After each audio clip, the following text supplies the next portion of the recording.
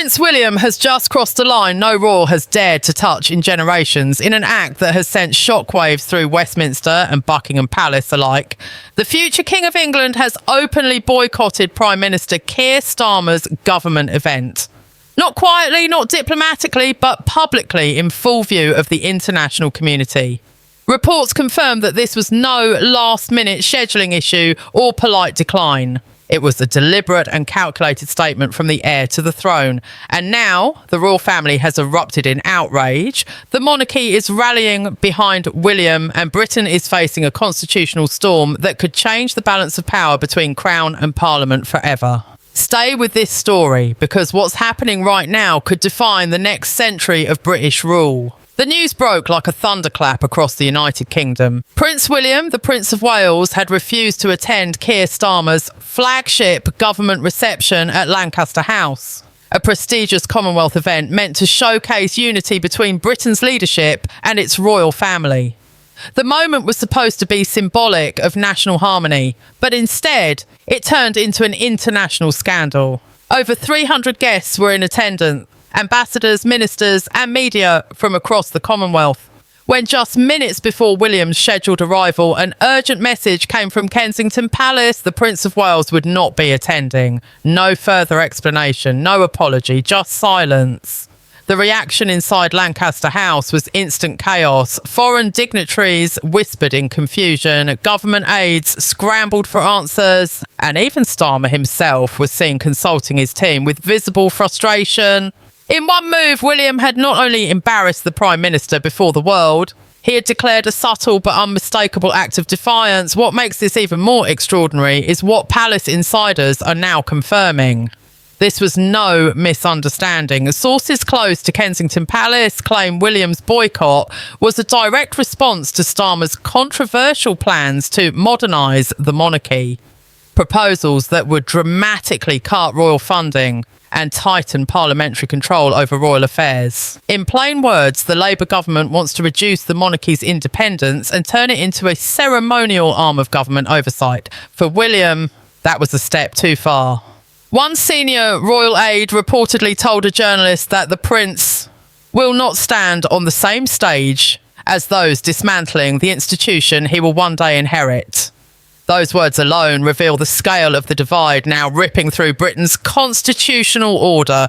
The monarchy has always stayed politically neutral. Always. For 70 years under Queen Elizabeth II, the Crown worked quietly, never openly defying an elected government. But with this boycott, that sacred neutrality has shattered. The symbolism of this act cannot be overstated. The future King of the United Kingdom publicly refusing to stand alongside the Prime Minister on Commonwealth Day, a day celebrating unity and cooperation between Britain and its former territories, is as close to a declaration of royal protest as this country has seen since the abdication crisis of 1936. When William's absence was announced, television cameras cut to confused faces among the foreign diplomats.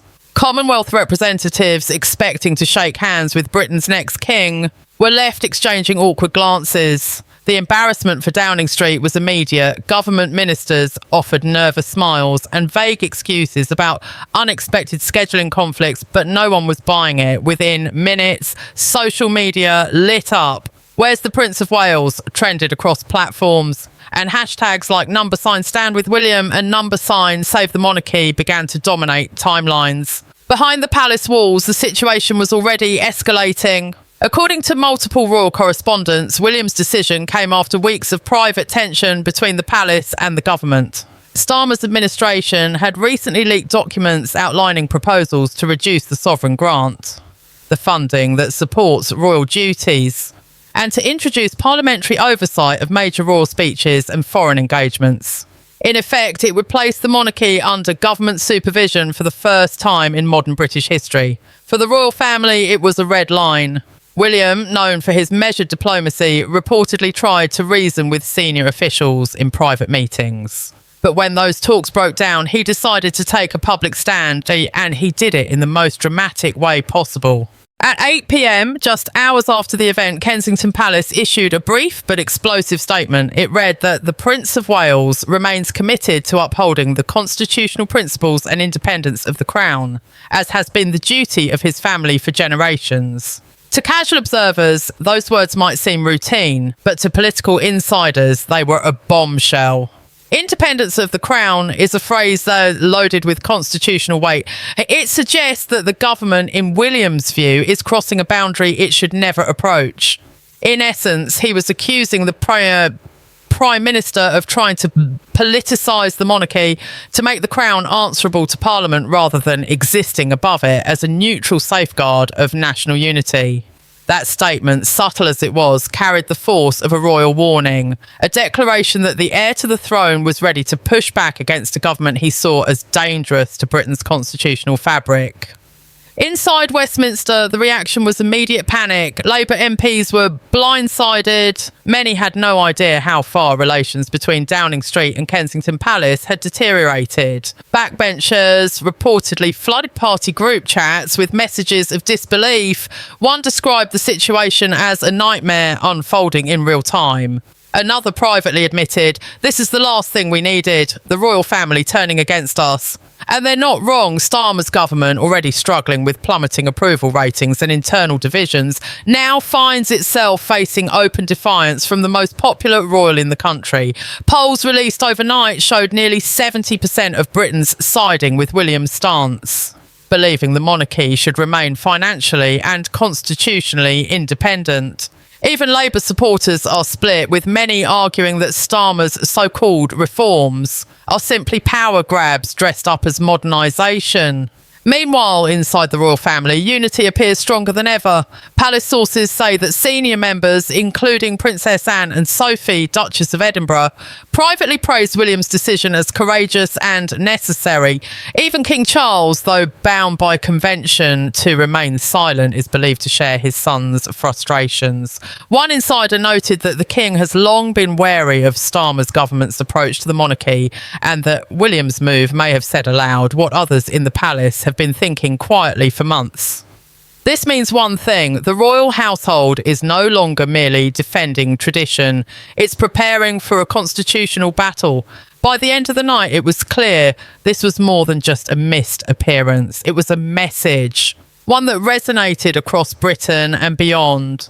For decades, the monarchy has avoided confrontation with political leaders, carefully walking the tightrope of neutrality. But as this crisis deepens, it's becoming evident that Prince William is not content to simply be a ceremonial figurehead. He's stepping into a role that previous heirs have avoided, that of a defender of the Crown's independence, even if it means standing against the government of the day.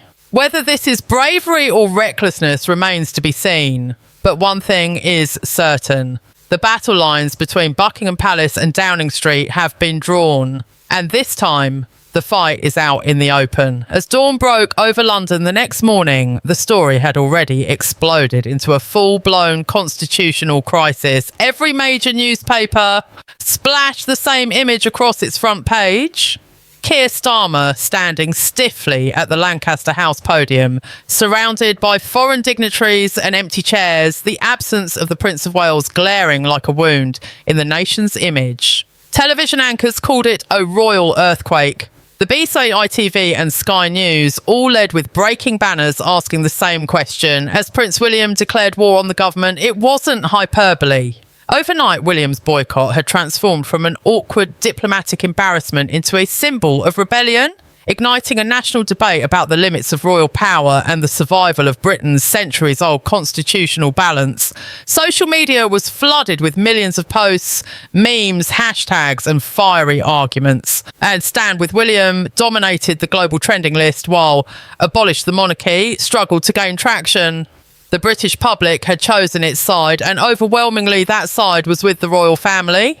Inside Downing Street, the atmosphere was one of panic and fury. Senior advisors spent the night drafting emergency talking points, desperately trying to control the narrative. Leaked memos reveal that Starmer's team considered labelling William's actions as a private decision unrelated to politics, but that line collapsed under scrutiny.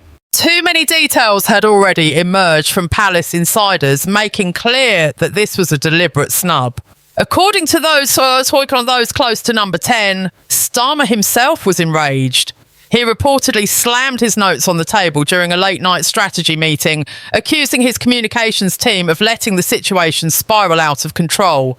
"We look weak," one aide quoted him as saying. "We look like the villains in a royal fairy tale."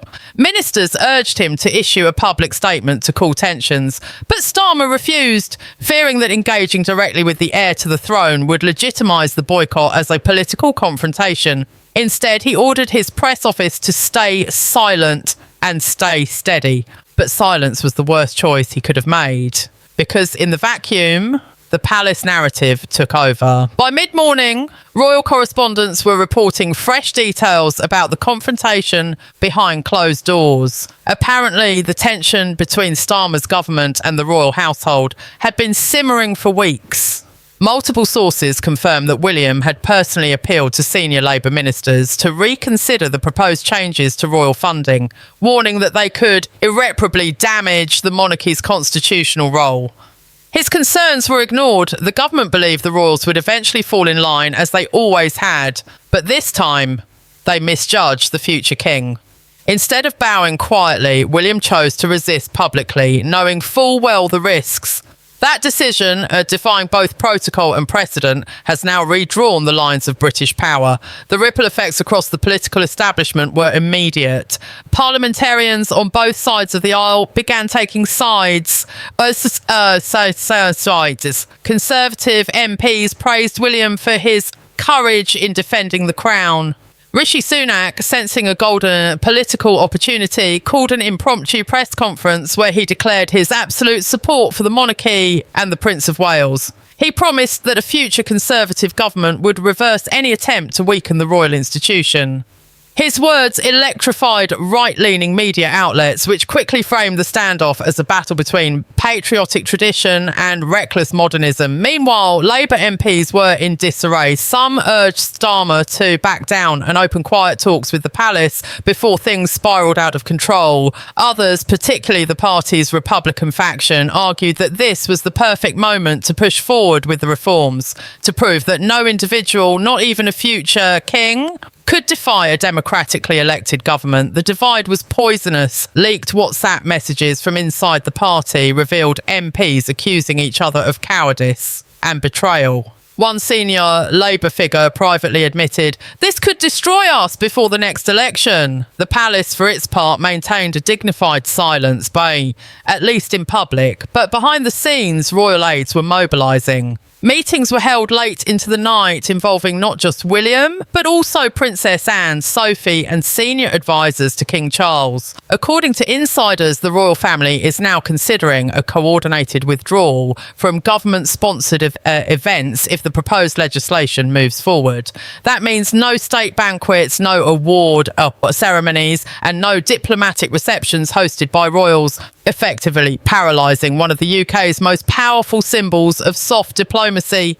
If that happens, it would send an unmistakable signal to the world the monarchy is no longer cooperating with its own government.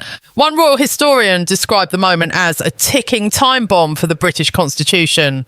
The last time relations between the Crown and Parliament deteriorated this severely, Britain faced the abdication crisis, and the scars from that event still linger.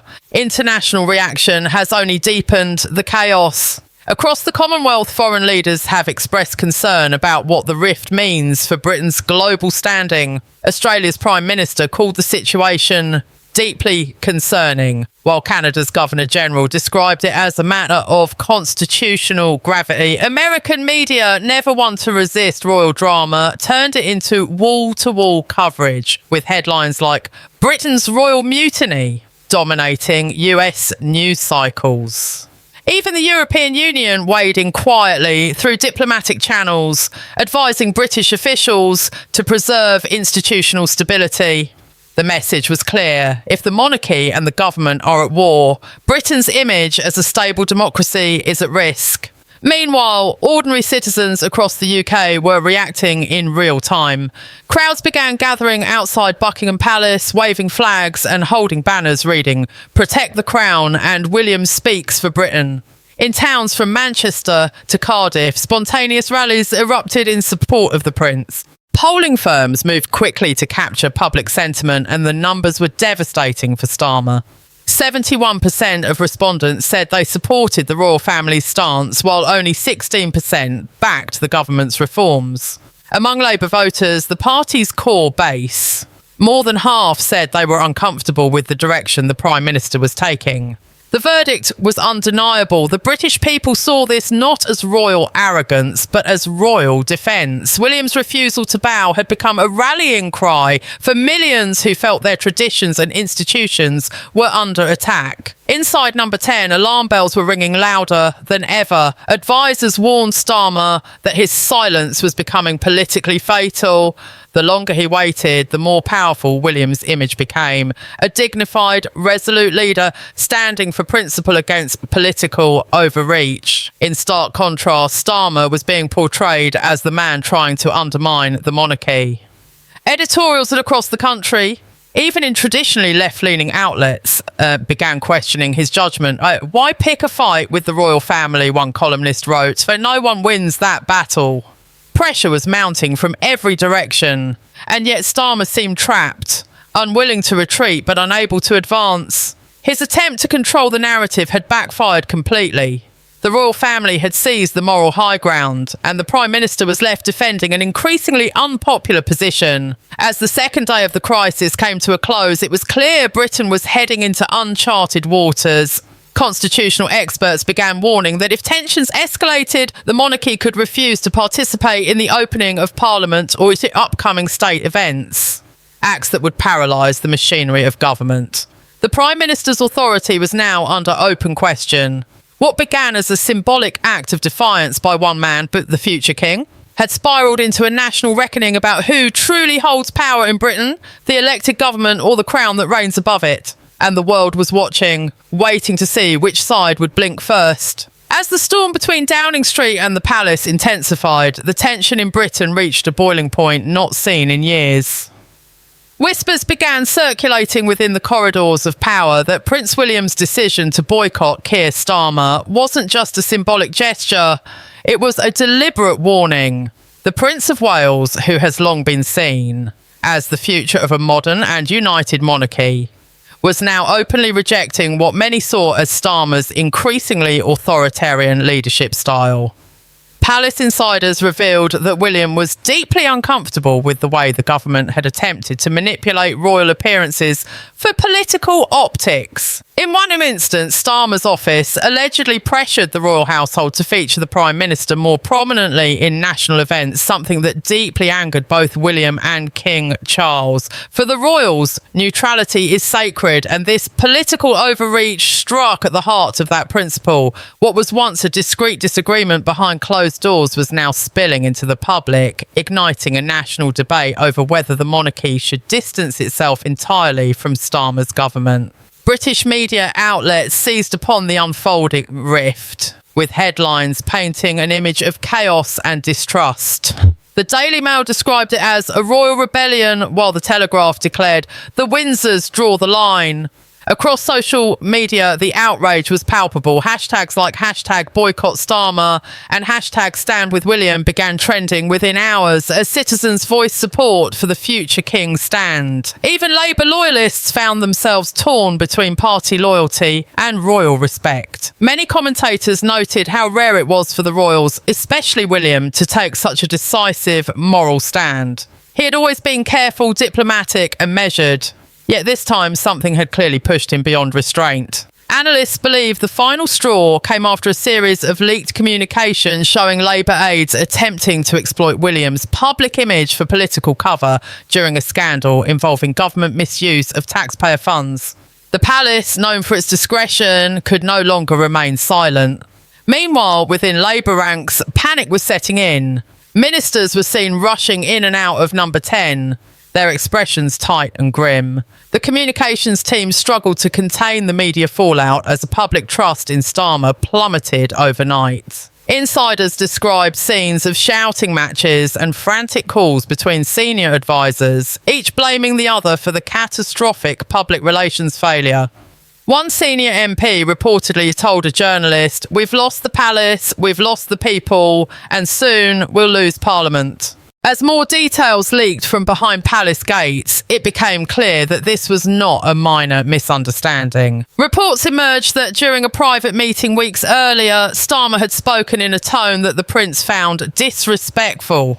The Prime Minister allegedly dismissed the royal family's concerns over cultural preservation and national unity, calling them sentimental distractions. For William, whose life has been defined by a commitment to national service and public duty, those words were unforgivable. Royal correspondence later revealed that William immediately informed his father, King Charles, who in turn ordered that no further joint engagements be held with the Prime Minister until an official apology was issued. Starmer's refusal to back down only deepened the crisis. What might have been solved quietly had now turned into an all-out constitutional standoff. Public anger turned into protest as citizens gathered outside Buckingham Palace and Westminster. Chants of "Respect the Crown" echoed across London, while others carried signs reading "Britain deserves better." In towns and cities across the UK, conversations at pubs and cafes turned to the same question. How could a Prime Minister so brazenly disrespect the royal family and expect to remain in power? Polls reflected the shift in sentiment. Labour's approval ratings nosedived, while support for Reform UK and the Conservatives surged. For many, this moment symbolised the breaking point between tradition and politics, between respect and arrogance. Commentators on talk shows argued that Starmer's actions revealed his true character, a leader willing to undermine centuries of constitutional balance for the sake of control. As the palace maintained its silence, the atmosphere grew thick with uncertainty. William's boycott had become more than a personal protest. It was a defining act of defiance. He had spoken not just for the monarchy, but for millions who felt their country's values were being trampled. Every move now carried weight, every silence a statement. And as Starmer's government stumbled under growing pressure, whispers began circulating that King Charles himself was preparing to intervene. The stage was set for a historic confrontation, one that could alter the balance of power in Britain forever. The question on everyone's mind was no longer if the monarchy and the government would reconcile, but whether Keir Starmer's leadership could even survive the week.